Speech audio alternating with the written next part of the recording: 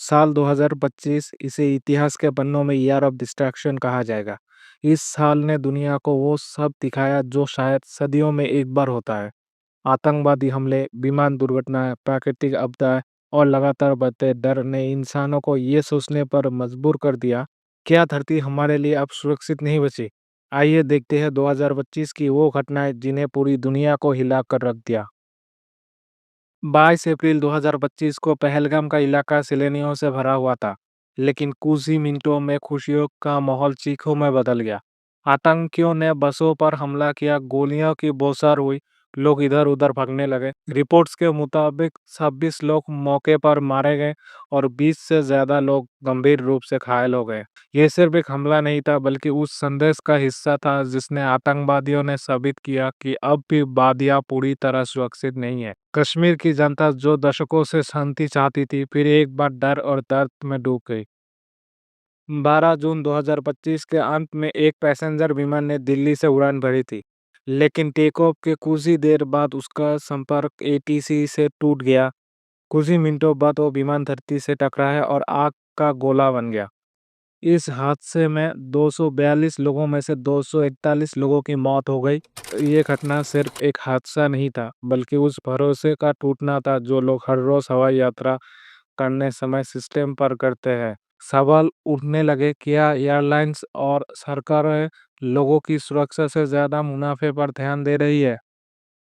अगस्त 2025 में उत्तराखंड के धराली गांव में ऐसी तबाही आई जिसे लोग कभी भूल नहीं पाएंगे। अचानक बादल फटने और भूस्खलन ने पूरे इलाके को तहस-नहस कर दिया। पूरा गांव मलबे में दब गया। लोग अपने घर, खेत, जानवर सब कुछ खो बैठे। 40 से ज्यादा लोग लापता हुए और सैकड़ों परिवारों की जीवन उजड़ गया। वैज्ञानिकों ने इसे क्लाइमेट चेंज और ग्लेशियर पिघलने का नतीजा बताया। सवाल साफ था, क्या पहाड़ों में लगातार हो रहे निर्माण और लापरवाही ने इस तबाही को बुलाया? कि तबाही सिर्फ भारत तक सीमित नहीं रही। जापान में 7.9 तीव्रता का भूकंप आया जिसने शहरों को मलबे में बदल दिया। अमेरिका में जंगलों में लगी आग ने हजारों घर निकाल लिया।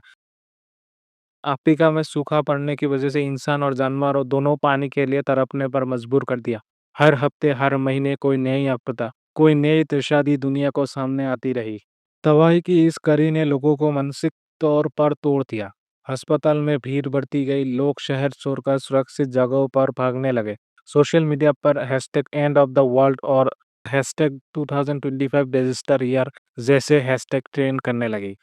कई लोग इसे क़यामत की निशानी मानने लगे, तो कई ने इसे सिर्फ जलवायु परिवर्तन और मानव निर्मित गलतियां का नतीजा बताया। लेकिन एक बात साफ थी, लोग अब भविष्य से डरने लगे थे। विशेषज्ञों का मानना है कि 2025 की आधी तबाही इंसानों के लालच और लापरवाही की वजह से हुई। हमने पहाड़ काटे, नदियाँ सुखाई, जंगल जलाए और आसमान को जहरीला किया। पृथ्वी लगातार हमें चेतावनी दे रही है, भूकंप, बाढ़, ग्लेशियर पिघलना, तापमान का बढ़ना, लेकिन हम अब भी अनदेखा कर रहे हैं। 2025 को हमेशा ईयर ऑफ डिस्ट्रक्शन कहा जाएगा।